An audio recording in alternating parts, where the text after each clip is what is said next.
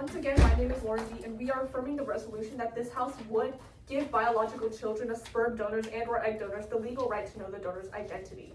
So basically this is a policy round as indicated by the word would, and because this is a policy round, we're going to be assuming that this House takes the perspective of a U.S. Lawmaking body.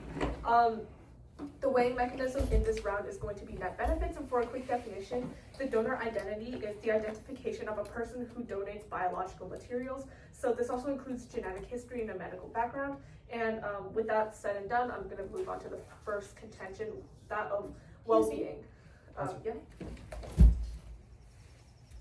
Actually, I'm so sorry, it was clear. Okay.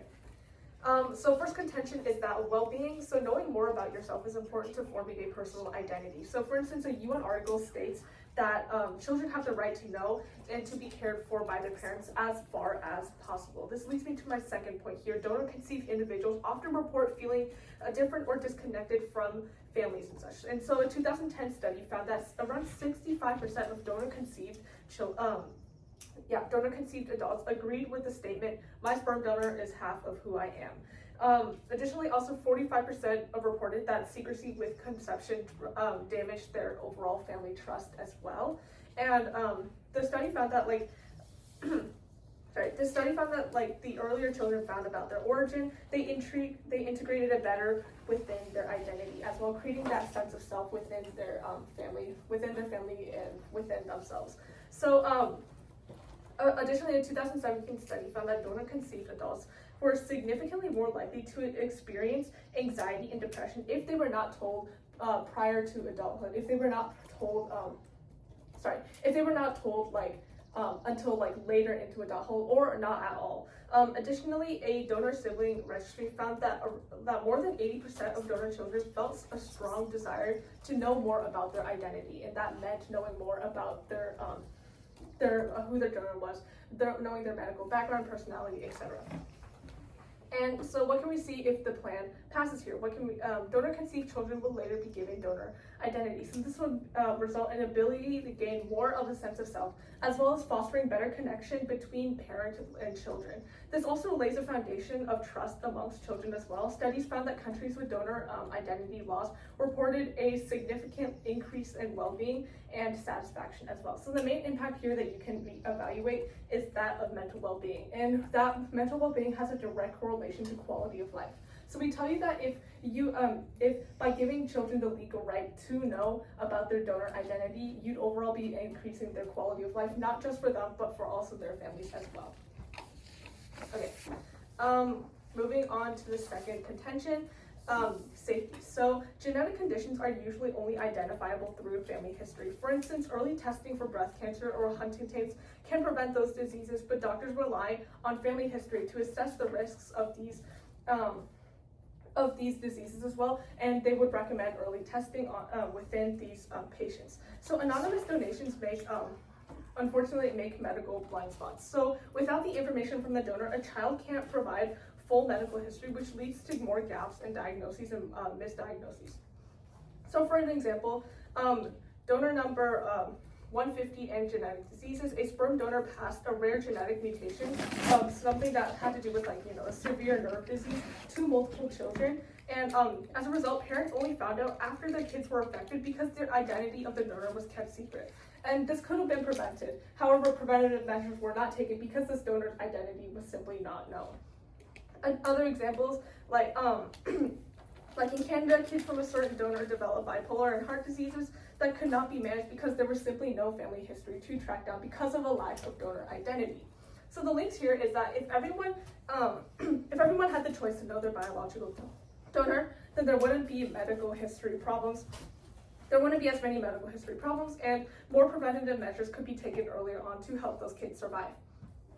As well as the fact that medication and treatment would only happen more quickly because people would know about their medical history and situation. If people knew about their medical history situation, then that means they could take more preventative actions to prevent such diseases and such from affecting them in this future. We also prevent accidental incest from happening because people will know who they're related to, which overall increases for the betterment of what medical well-being of everyone. Additionally, having a medical situation is already stressful enough, and not knowing what to do about it because of a lack of medical history makes it even more stressful, which again goes into that whole category of mental well-being, as I stated in my first contention. So the main impact here is that we help prevent deaths and suffering for those undiagnosed conditions that could ultimately be prevented. We told you multiple examples as to how these conditions could have been prevented if only these people knew about their donor's identity as well. And we additionally save the lives of individuals. So we prevent these individuals from being forced to kind of live a life of not knowing any potential risks that they could be susceptible to in the future. And with all that said and done, I urge never mind. We've also seen an increase in sperm donors in the UK by 6% after mandation, and we've also seen that saving people's lives and health comes before the quote-unquote privacy. When you are a donor, you are literally having your genes present in another person in the world, which goes to show how imperative the situation is. People need to know, again, have that conscience in their medical history, their genetic body and such, to know what they need to do. And when people have worse mental health because of not knowing their parents' biology, they're more susceptible to things like self-harm. Again, we've seen high cases of anxiety and depression with people who have not known their donor identity, and even in extreme cases, suicide, which again is bad in terms of net benefits. This point alone should be a winning factor for our case, because we help to save lives both in terms of mental health and physical health. And for all these reasons and more, I urge a strong vote for the affirmation. Thank you. Okay.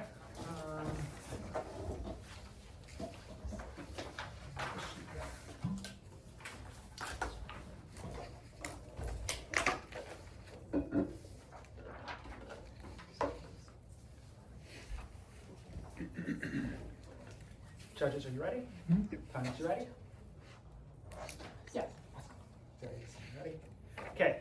Off-time roadmap. It's going to go top of case, 2 opposition contentions, and then responding to gut case.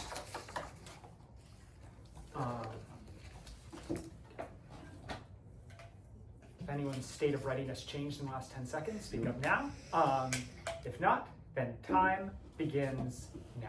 Beginning at the top of case, we broadly think what the government is proposing is reasonable. But there's 3 really important things you want to point out about what this actually looks like, how this is going to come up in the round. The first is that a significant number of the donors in either world will want to be able to have their identities found. A significant number of donors, for example, want to probably have some presence in the lives of the people. Like if I donate my sperm to somebody, then I might want to have a real presence in that child's life. Those people are going to make their data public regardless. It's not like every single person will not have access to being able to find their sperm donor's identity in either world. The people who want to have a presence in their kid's life will make that information public. The only people who are different in this round are these sperm donors who don't want their future kids to find them, but their future kids will be able to find them. That's the differential in this round. That's going to come up a bunch in op cases.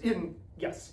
Secondly, and importantly, people screen donors. Whenever my opponents tell you anything about medical issues, it's extremely rare, because when they're looking at donors, the process for donors everywhere in the world involves extensive medical screening, which means that the chance of passing on rare genetic diseases, yes, it's happened, very unlikely. And thirdly, making that even more unlikely, is the fact that any given instance of this plan being implemented always has clauses where the relevant medical information gets passed down to the person who it is. For example, if I'm somebody who was born because of sperm donation, and the person who had it had some kind of relevant thing that might be important to me, doctors will still inform me that I could have, for example, a risk of depression or something like that, even without telling me the identity of the person who gave me the sperm. It's not like you're at any kind of increased medical risk, because every kind of program of this, if it's implemented anywhere, doesn't put people who at extra risk because of this. Now, moving on to opposition case. First contention here is on fewer sperm donations. the National Institute of Health explains that one of the biggest causes for people not giving sperm donations is concerns about privacy. They are concerned, for example, that they're going to be made to pay money to this future person, or they're concerned that they're going to have an emotional role in this future person's life. And we say on OP, if you want to do that, great. If you want to have an emotional role in this person who you're helping create's life, awesome. But the thing is, the parents who are the potential parents looking for sperm donations are disproportionately good parents, as in they know that they want to be parents and are choosing to do it, rather than being accidentally put in this situation. Which means that realistically, the situation in which sperm donors don't want to be there is totally okay. I'm gonna help you out, you get to be parents, and I'm gonna disappear forever, but you guys now get to be parents. It's a win-win for everybody. There's 3 key groups that this ends up impacting in the round. The first is the people who want to give sperm donation. Sperm and egg donation ends up paying really well, and it doesn't take a lot of time. For a lot of people, it's a really good way of making extra income at very little cost to them. Taking that away by making people feel like they'll be at risk for large financial liability in the future is going to mean that they don't have that kinds of means of garnering extra income, hurting a huge number of people's lives. Secondly, is on good for would-be parents. There's lots of people who want to have kids, but struggle to have kids for any number of reasons that sperm donation and egg donation end up being really good means for them. But if there is a lot of people who want that don't actually have access in the status quo to egg and sperm donation right now because there's a limited number of donors for the reasons outlined above. More donors means those people get to be actually parents. They get to live out what they want. They get to actually raise kids, and they're likely to be really good parents because they're ready for it. Yeah. Do you have any examples of how people don't have access to egg and sperm? Because there's just a limited amount of egg and sperm donation. Right, but do you have a specific example? Of an individual person who did this? No, we have data that there's a huge number of people who don't have access to this right now. And there's also couples who are because of their actual biology, incapable of conceiving. People who are a couple who are both assigned female or assigned male at birth are literally not going to be able to have kids without this kind of help. That's a basic example. But there's tons of this. There's not, in the status quo, there are lots of people who want this but don't have access. Now, thirdly is on natalism. And this is really good. 1 in 170 babies are conceived due to sperm and egg donation. It's actually a huge number of people who are conceived due to this. And generally for society, it's really good when you just have more people in society, creating economic growth, doing things, being people. We don't think that anyone ever has a moral obligation to have kids, but if there's lots of people who want to have kids but can't, and society right now, all over, particularly in the US, fertility is declining, that if society has a problem where we don't have enough kids, and people have a problem where they want kids but can't have them right now, it seems like we can kill 2 birds with 1 stone, let the people who want kids have kids, and it's good for society too. Second contention here on the op is on being best for the biological children. This is going to be really important, and it's going to cross-apply to a lot of government case. So I'm going to, when I get to government case, it's going to be a lot of looking at this contention. So, importantly, the donors who don't want to be found will almost always be people who will be bad role models. It's not necessarily their fault. Lots of people are great people, but would be terrible parents. And a lot of people know that. And that's the reason why they'll be I want my information removed. The people who are going to be good influences in their children's life are people who want to do that. Very few people who don't want to be an influence on someone's life are a good influence towards that person, which means that the only people government side are selecting for are people who actively don't want to be a part of their kid's life, but then their kid later on decides, well, I want to go find them, gets the information, hunts them down, and the person never wanted to actually ever be found in the first place. Here's the thing. There's nothing actually special about the person who happened to have the DNA versus the person who raised you. The point is, though, is when you know you can always go out and find that person, you create narratives that is really important. That the person you can find, that this person is going to be absolutely vital for your life. And then when you find them, you're ultimately disappointed because there's someone who never wanted to be a part of your life to begin with. As opposed to when you know you're never going to be able to find that person. One of my dearest friends in the world is adopted, and he knows he will never be able to find who his actual parents are, but it doesn't matter to him because he knows it's literally impossible. He places no importance on it in his life, and it matters nothing to him. When my opponents tell you about all these people who feel like it should be a key part of their identity, it's people who have been conned by a general societal narrative that tells you should place all this extra importance on these people, and oftentimes when they find the actual people who donated them the sperm, it's really disappointing because it's definitionally people who didn't want that information to be revealed in the first place. That's the only delta in this round. Now, moving on to responding to government contentions here. Again, on our first contention, I think, firstly, this round isn't about like not knowing whether or not there was sperm donation at all. For example, information about medical information or ethnicity is still going to be provided to you. It's not like you're gonna like never know that you are a sperm donor, or if your parents don't tell you, that's non-unique to either side of your round. Like your parents could lie to you and say that on either side of the round. The question is just once they tell you, are you gonna do something about it or not? Then, secondly, cross-apply my point about narrativizing, that like the main, yeah? Sorry to interrupt, but could you repeat what you just said about what this round is about? Yeah, which is that basically that like whether or not you were conceived from a sperm or egg donation in general is information that's given to you on either side of the house. So it's not like people, when you're talking about people getting their, like wanting to know whether or not they were conceived in general from donation or not, that's non-unique. The question is, can they find the specific person, which we argue is just, when people want that, it's mostly just general societal narratives. Okay, is that? Yeah, that okay. Time resumes now. Moving on to the second government contention about safety. I think most of this is just like cross-applying the top of case. The only thing they tell you here is about like incest, but this is so unlikely. For example, we don't stop adoptions where we don't know who the parents are, because who knows, they might not know their full genetic history. Maybe they'll do something bad, like yes. Could that happen? Yes. But do we ever stop that in any other case? No, because obviously the chance of actually incest happening is so low that you would never deny the access to adoptions or something like that to everybody because of that tiny risk. Thus I urge an opposition comment.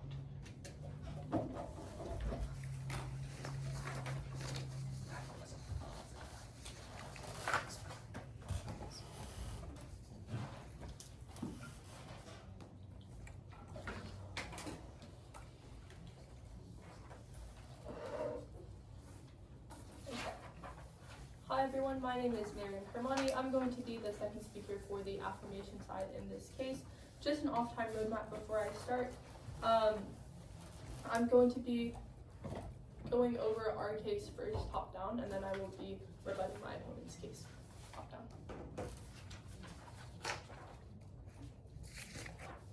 And my time starts. So, Judge, extending our contention about the about the medical conditions that people have because of the lack of access to their biological history, extend all these examples that we've given you, numerous examples, both in Canada, in UK, and other places around the world, where people have literally not had access to basic medical needs that they need in order to solve the disease that they have, just because they don't have access to their biological history. And we tell you that this is a big problem that is present in our world right now. We are seeing evidence of it. And also extend how multiple kids in Canada developed bipolar or heart diseases that couldn't be managed because there was no family history. And then also the donor number 150, where a bunch of kids had a severe nerve disease that also couldn't be treated because they had no medical history. And then also, the main thing you want to extend here is our impact on how we help prevent death/suffering from undiagnosed conditions. And also the big thing here is that we help save the lives of individuals. And at the end of the debate, this is what it really comes down to. When we're weighing on net benefits, it really comes down to who can do the most amount of good for the most amount of people. Deaths are irreversible. So if we're solving for the issues of deaths that are happening right now, then we are winning this debate. Extend our point about our psychological point, when people have worse mental health because of not knowing their parents' biology, which has been proven to be extremely true throughout the multiple case studies that we've given you, they're way more susceptible to self-harm and suicide, which is bad in terms of net benefits and also, again, is irreversible. This point alone should make us win, Judge, because we help save lives both in terms of mental health and physical health. Now, moving on to my opponent's case. My opponent says that people screen donors for medical issues. Okay, first of all, then why do all these problems within the medical field still exist, where people who were conceived through donations don't? I'll take it at the end if I have time. Don't know their medical history, and because of that, they're being harmed from all these medical issues. So ultimately, we can see that it's a problem in our world right now, which turns my opponent's point. Also, even if there are screenings happening, a lot of these issues, maybe that person might have a genetic condition, that's not going to impact that person their child directly, but knowing that information can help them take preventive measures, for example, in terms of cancer. And so these are still important throughout the person's life, even when they're an adult, which is why they need to know their medical history. Furthermore, my opponent says that doctors will still give the kids the information about the risks. However, again, when the person is an adult, right, that doctor that they have isn't going to have access to who that person's donor was biologically, because they don't have access to, because that information is anonymous. And so as a result, that those doctors later in the person's life, when they're an adult, isn't going to have access to give the person information about their medical history and be able to help them. And then in terms, I'll take it at the end if I have time. And then in terms of privacy, my opponent says that people might not want to have any role in their kid's life, and that's fine. Okay, that they can still not be present. That's a whole nother scenario. Just because someone knows who their dad is, it doesn't mean that their dad has to be present in their lives. And also, most of my opponent's offense is just that. Sorry, 1 second. Yeah, okay, so most of my opponent's offense is just that if people know who their parents are, then they're going to want to go and find them. However, they say that giving sperm is an economic income for many people, and they also say that many people can't be parents because they have no donation. However, judges, we give you multiple examples and multiple statistics. We tell you the example of Sweden and how when they banned anonymous donations, there was no negative impact on the long-term donation rate. Furthermore, in Victoria, they offer counseling and support to both parties to prep for possible contact. And in addition to that, we tell you how in the UK, there was actually 6% increase in donations after the mandation of having to know who your donor was. And so ultimately, my opponent loses all their access to their offense because they lose on the point that having people making it mandated that kids know who their donor is we tell you that it's not going to decrease the amount of donors. And so ultimately we win on this point. This point alone turns their point about the economical impact of sperm donors, because again, this isn't going to impact it. People are still going to be donating. They tell you that many people can't be parents because of no donation. We tell you how sperm donations, one, they either won't decrease or if anything, they will increase. They say how a lot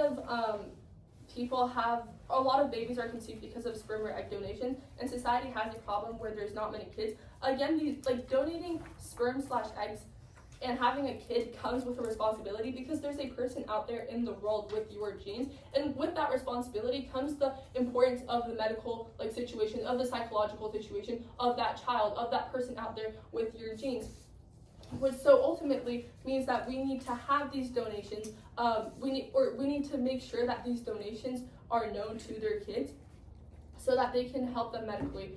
And then also my opponent says that people will be more psychologically impacted when they look for their parents and realize that they don't want them. However, this is not true. If from the beginning of your life you see that your parent isn't present in your life, if you know, if they tell you from the very beginning that that parent doesn't want to be present in your life, then you're not going to go around and look for them.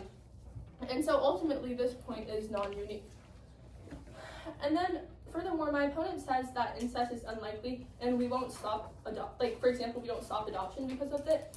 And yeah, well, that's because adoption has a bunch of positive impacts on society and it's helping a bunch of people. But the issue of incest can be so easily stopped by just having people know about their donors. And so ultimately, we should have it because it's such an easy way to stop this issue. So ultimately, Judge, let's look at how my opponents have absolutely no offense.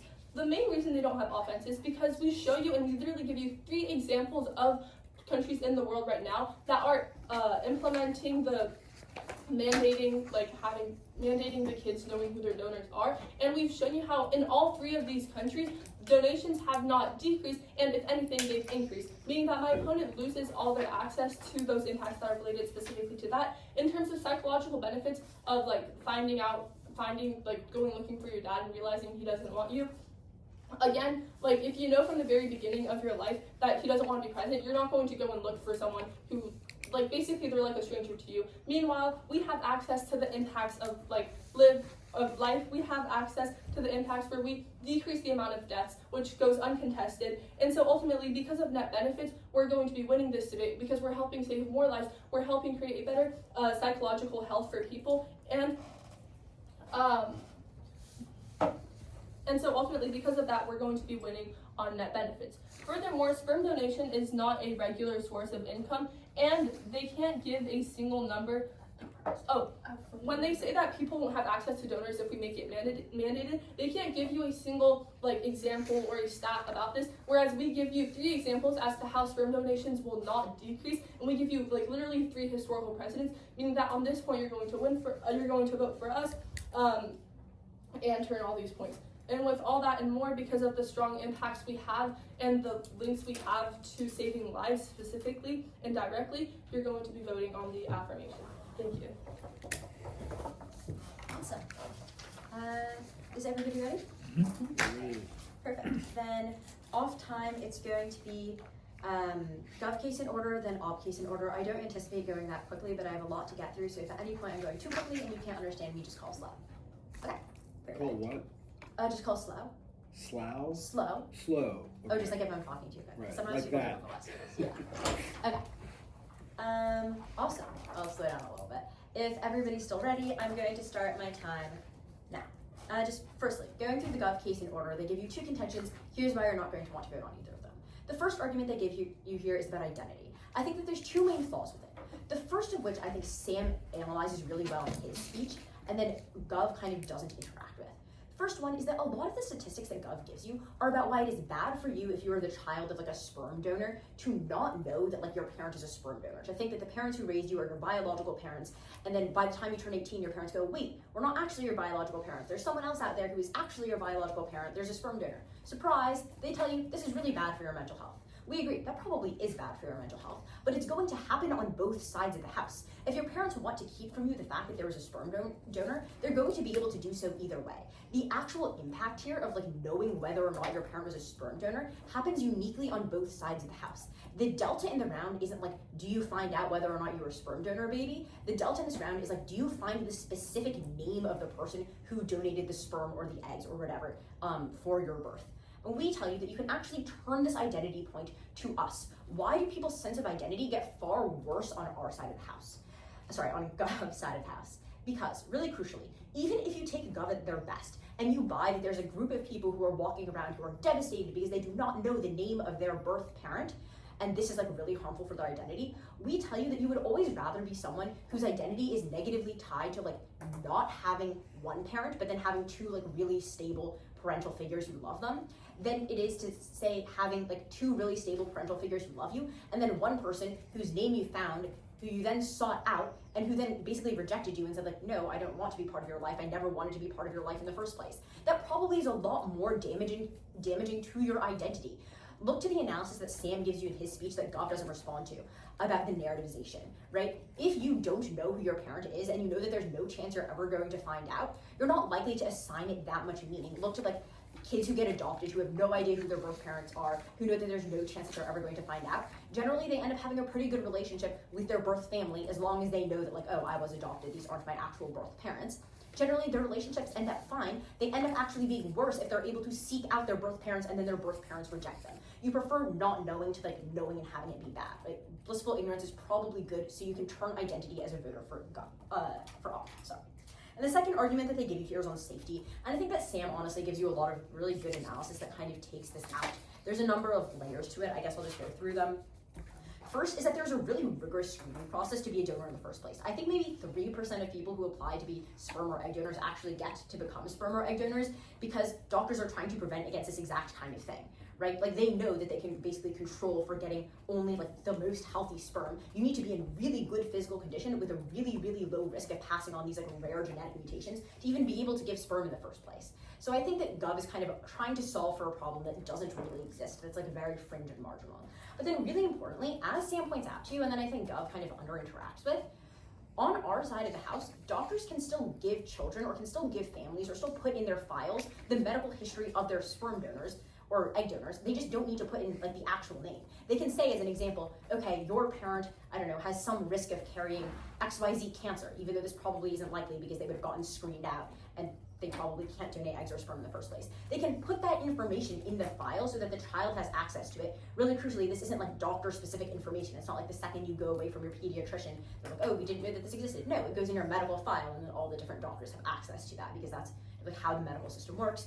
We think that at the end of the day, these cases that Gov has brought up are like very kind of cherry-picked and specific. Like, yes, maybe in the case of like donor 105, there ended up being this really fringe case where like there was a very rare nerve disease, but a very rare nerve disease that like couldn't possibly have been anticipated, that's really difficult to solve for, probably happens on both sides of the house, whether or not like the actual names are known or not. You probably aren't going to vote here on safety either, insofar as it's very marginal. So to recap the Gov case, their second argument kind of washes out, right? People get the same like amount of information that is relevant to their health and safety on both sides of the house. And then the first argument on identity probably isn't that important, insofar as the statistics they give you are really just about like knowing that your parents who raise you aren't your biological parents. If anything, it flows to us because your sense of identity is better when you like aren't assigning importance to your parents rather than when you're assigning importance to parents who like don't belong to you.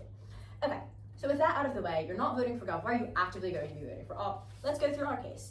On our first argument, we tell you that there's going to be fewer sperm donations. Sam gives you a lot of brilliant analysis as to why this is the case. He tells you that studies have shown that a ton of people who are considering giving sperm donations or egg donations don't like the idea that like their like biological child could eventually come after them and try to seek like emotional support or financial support. Gov responds to this with a few examples. They say, okay, but there's a few nations that are actually that have these like legal like sharing of information policies, and the rates haven't declined there. But really importantly, this is correlation and not causation, and they haven't actually given you any kind of like warrant level reasoning as to why people uniquely want to donate more when they know that their identity is forced to be revealed. As Sam tells you at the top of case, if people want their identity to be revealed, they can just publicize that on our side of the house too. There's no reason why someone should say, aha, there's mandatory like revealing of identities. That's what I want. I'm going to donate sperm now. And then Op doesn't really give you a reason as to why that should ever exist. Really importantly, I also think that like this correlation not causation claim also falls when a lot of the nations that Gov is talking about are kind of famously pro-natalist and just have like really good financial benefits for you if you want to be a donor, right? Like Sweden kind of famously like really incentivizes people to donate sperm, to donate eggs. So the reason why there's probably like an uptick or like a flatlining of people in Sweden who are deciding to donate is probably not because everyone thought, wow, it's so great that my identity is like mandatorily going to be revealed. It's for other reasons, because they provided like additional financial incentives, additional kind of aid or care. Not every nation has the capacity to do that. Not every nation is going to do it, even if they do have the capacity for it. Once again, I think that like we are just winning on the warrant level analysis of like the people who want to be known will make themselves known, but there are very legitimate reasons why some people don't want their identities to be known, and as a result aren't going to choose to donate if they think that like their identity is going to be revealed no matter what. So what are the impacts that flow from this, and why are those going to be winning us the round? The first one is we tell you that there's going to be fewer donors who are able to make money. Gov responds to this by saying, okay, but it's not actually a stable source of income. Sure, but it's a nice source of added extra income. It probably helps people, and it's bad if people who could use this as a nice source of income to like feed their families don't have access to it anymore because they don't want their identity to be revealed. Secondly, we tell you that there's more people who are parents who are able to have kids if there's more access to like sperm and eggs. Gov responds by saying we don't give you any like specific examples. Like it's true that we haven't pulled out one parent who like really wanted to have a kid but then wasn't able to, but like we just tell you that in general there is a shortage. So if you make it so that there's more egg and sperm donations, the shortage kind of decreases. And then we also tell you this is good for society because societies are currently facing a huge fertility crisis. Really importantly, all of this happens perceptually. It doesn't actually matter if like a bunch of kids go out and like hunt down their parents and go, give me money now. What matters is the perception among parents that this could happen, right? Just the perception that like you could donate sperm and then 20 years later your kid tracks you down and is like, give me money. That perception alone is enough for you not to do it. So don't buy any Gov analysis, which is like people aren't actually going to do it. The thought that they might do it is harmful enough. Then our second argument, I think I've kind of covered in case Sam's covered it. It's better not to place emphasis on this person who doesn't want you. Really crucially, the people who do want to be known will be known in either role. If you don't want to be known, there's probably a pretty good reason for it, and you as a kid probably don't want to find out what that is. For all these reasons, couldn't be prouder of this. Thank you.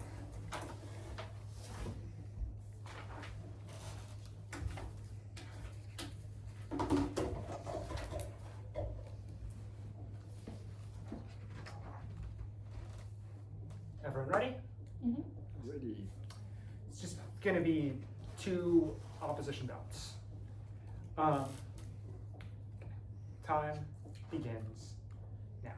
The first and I think most important and cleanest way to vote for the opposition in this round is what is going to be best for the actual children we're talking about, the people who are the children of people who donated sperm and eggs. Our argument throughout this round from the opposition has been really, really simple. The people who are going to be a positive presence in the kids who they have genes for's life is not unique. The people who are positive presence are going to do it either side. This goes conceded. The only people who are going to be different are the actively negative presences who the children will seek out in a government world. This also goes conceded. Importantly, what my opponents tell you, is that obviously people aren't going to go, they're just not going to go look for people who they know are going to be a negative presence. They're just not going to seek them out. But as Zoe tells you, this is obviously false. When you're telling yourself narratives about your life, about what's important to you, about who's important to you, you don't tell yourself things about stuff that is like literally actively impossible. It's really, really it's like, I'm not going to tell myself stories like as a major part of my life as being about magic powers or people who I can never meet or people who are dead. Those people, I'm just not going to narrativize as being important parts of my own self-conception, because your own self-conception is self-constructed. But when I know that I can go find this person, that this person's always out there waiting, then I'm much, much more likely to do this. And our opponent's own evidence tells you that people are in fact doing this sometimes. And also our analysis of like adoption, when you look at people who are aware and able to seek out their adoptive parents versus people who just know it's not possible and end up being able to sort of come to peace with that. Be like, okay, cool, I have these parents with me now. And it also goes dropped by our opponents that the parents you have right now are empirically likely to be really, really good. They're much more likely to be loving and caring because they actively chose that they wanted to have a kid at this moment right now. That's not to guarantee it, but the chance of having a good parent, if you were from a donation, is higher than having a good parent if it was just totally random luck of the draw.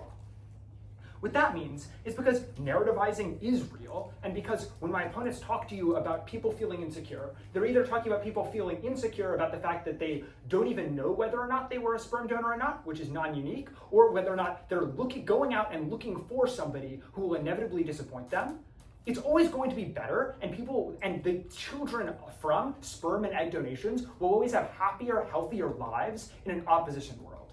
At the end of the day, this is good enough for an op ballot.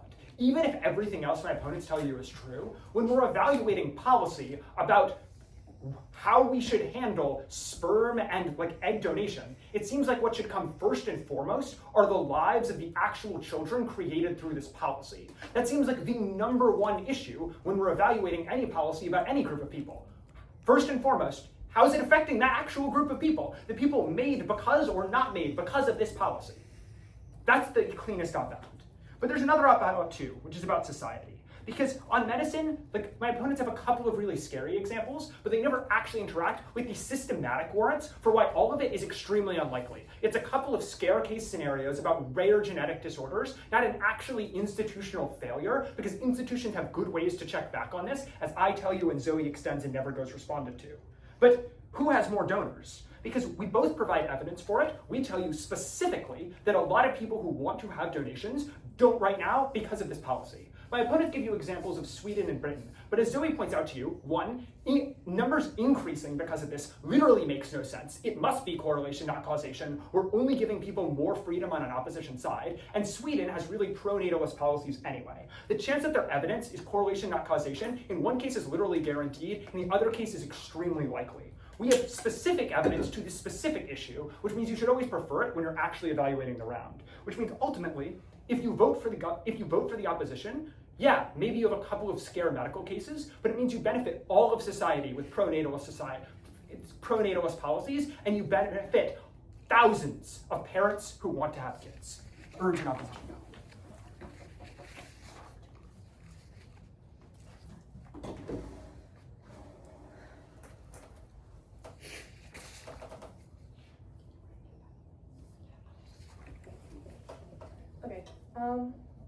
Order of my speech is basically just going to be going over some key refutations, main points of clash, and then impact weighing. So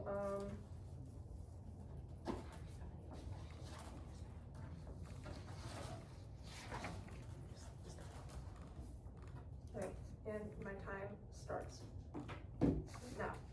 in response to all of our points as to how Sweden has positively benefited from having from banning anonymous donors and stuff, they tell you that basically there's no like causation correlation kind of stuff. However, the fact that 3 whole countries have seen no negative impact because of this means that the fact that if the US puts an anonymous ban on anonymous donors means that there will not be a negative impact. My opponent will try to sway you with all of their details as to causation and correlation, but the fact that there has been no negative impact means that there will not be that those impacts that my opponent tries to consistently tell you about. This is a key point on your ballot, Judge, that I want you to star, underline, flow, do whatever you need to do to remember it. Okay, they talk about how Sweden has incentivized people to donate and that financial benefits and stuff. 2 responses. Number 1, why can the US do this? Why can't the US provide financial benefits? Because as I'm concerned, the US is one of the most powerful actors in the world. Why can't they also provide financial benefits? This point is not unique. Yes. I think the idea that the US could or would provide extra financial benefits is new, and we've been reading this analysis since the Okay, start. I'm glad that you brought that up because this is a golden term because you specifically answered our Sweden point when my partner brought it up in her speech, and we have not had the chance to rebut this because there was just a net block. So that means this speech is the only time in which I can bring up that specific piece of information. Judge's discretion in the end, but I do believe that this point does flow through. Okay, so you just heard me say that why can't the US do this? Another point, other countries have also consistently not seen a dip within their sperm donations and stuff. And these are all countries that have passed the ban on anonymous donors. So why can't, in reality, if the US implements an anonymous donor ban, why will there is no reason for their donations to actually dip? Okay.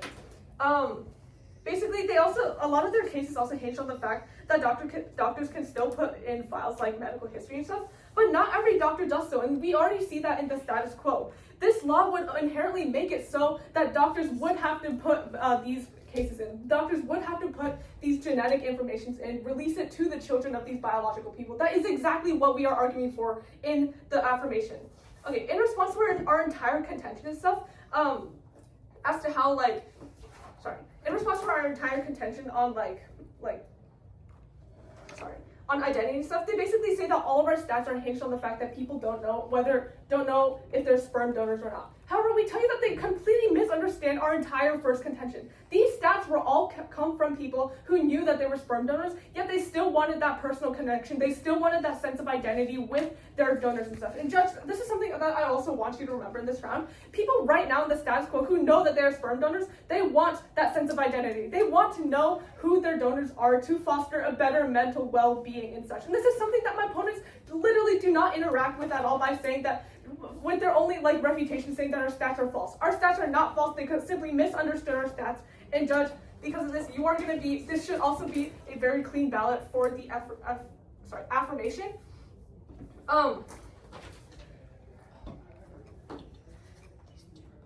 Okay, they tell you that blissful ignorance is good. However, if you know your parent doesn't want you, you're not going to go after them. Again, my opponent loses this offense on their psychology point. Additionally, they also tell you that,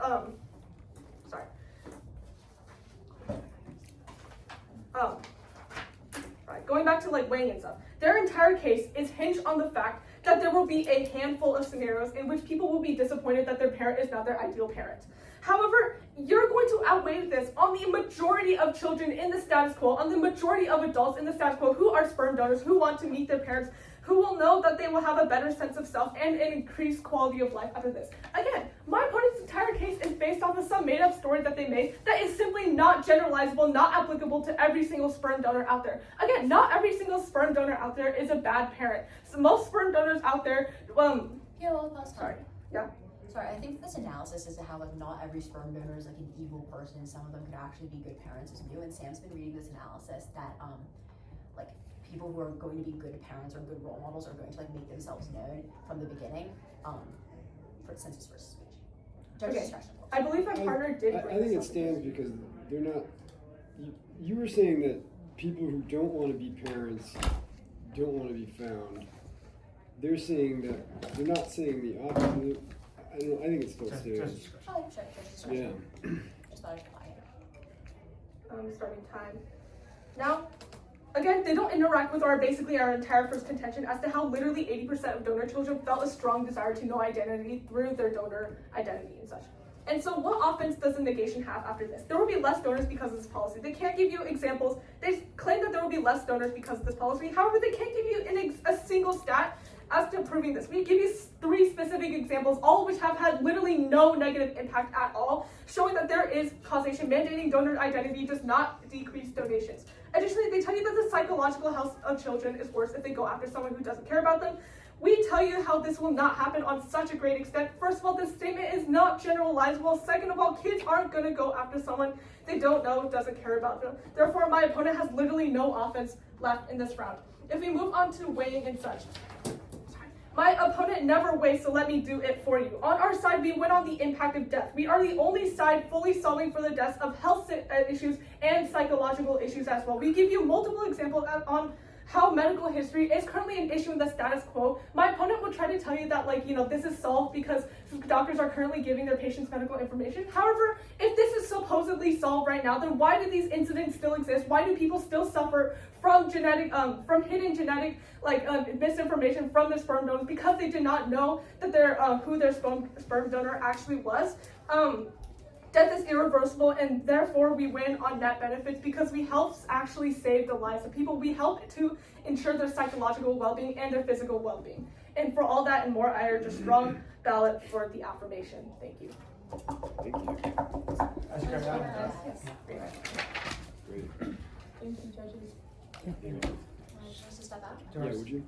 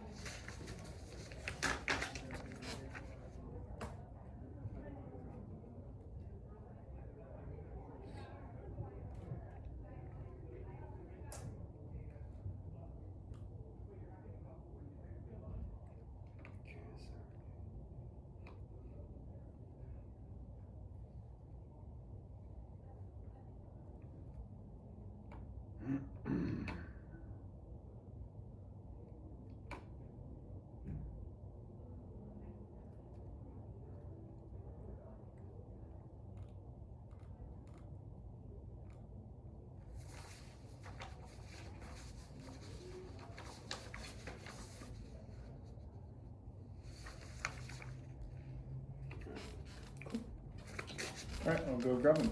Yeah. Everyone.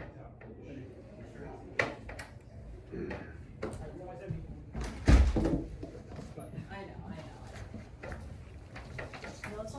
wanna go first? Yeah, because I voted second, so no worries. Okay, good job, everyone. Good job being in a fairly high-ranked room. So, cool, and for making it to TOC. So we split. I voted op, so I'll start. Cool. So I think for me it was a fairly simple ballot. I think on the safety and the health points, op effectively mitigates a lot of the offense here, and I think we need more than examples in quite a few places. And I think you guys moved towards analysis in a few places, but I think there's this trend on Gov just to return to some of these particularly sort of harrowing examples of rare genetic diseases and stuff. And I sadly don't think this is the right ground. I think there's really good kind of analytical warranting about why probably in most cases this is alleviated, and probably this isn't going to be the largest group. So I'm willing to give you some offense here, but probably not quite enough to pull ahead anywhere else. So I think going to what I thought should probably be the meat of this round, and I think both sides did a pretty good job on, was the identity and the well-being points, the mental health points essentially. So I think Gov has good offense here, but I think you need to go beyond this idea that just 80% of them sort of want this connection, they want this knowledge, and that's going to lead to better mental health. I think I need a few more steps in that link story there about why specifically the answer that they would get would actually make them happy. Because I think that's where we get answers from op. They're a little bit more detailed and effective about what that information they'll get looks like, whether they're going to be disappointed, and how that compares to the sort of blissful ignorance that I think they very effectively conveyed there. So that was probably the warranting on their side that I found the most compelling. I think the op answer to it, that kids won't seek out parents who don't want them, misses the point a little bit, because I think the idea here that's effectively conveyed is that kids don't know if the parents want them, right? But they're more likely to seek them out in those instances now that they have that option, as opposed to this idea of like countering that narrative, giving them something at least that, you know, you're never going to know, so you might as well just accept it and focus on your adoptive parents. I think that, again, that's enough to significantly mitigate this offense, and I'm just not seeing a way that I can vote for Gov there. I think the easiest point for me is just like kind of natalism and donor psychology and who gets more kids essentially. And I know that you guys have these strong examples of Sweden, but I think the responses here are just analytically pretty strong, right? Like I think looking at these countries, there's probably a reason to believe that there were other factors involved, particularly because of this uptick. And for me, I don't think we get quite enough response on the analytical level to that.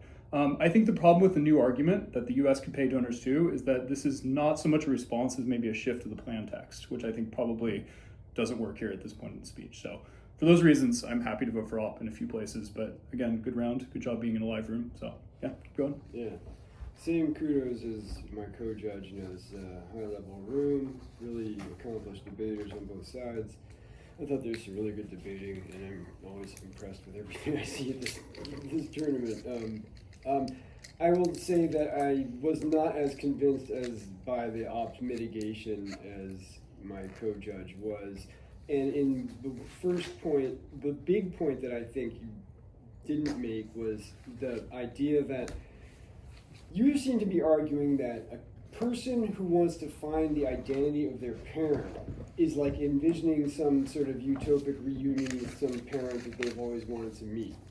I think the argument that they made is actually, they want to know where they came from, period. They're not actually imagining they're going to have some wonderful connection. They want to connect the dots of who they are, and that mere knowledge itself is extremely protective. And I think they made that argument really well, and I think you kind of missed that point. And to me, that was kind of the linchpin of the argument in terms of harm and safety. And as to, I wasn't as convinced as my co-judge, the idea that Gov didn't have enough analysis to the question of, you know, whether or not this would work in the U.S. or not.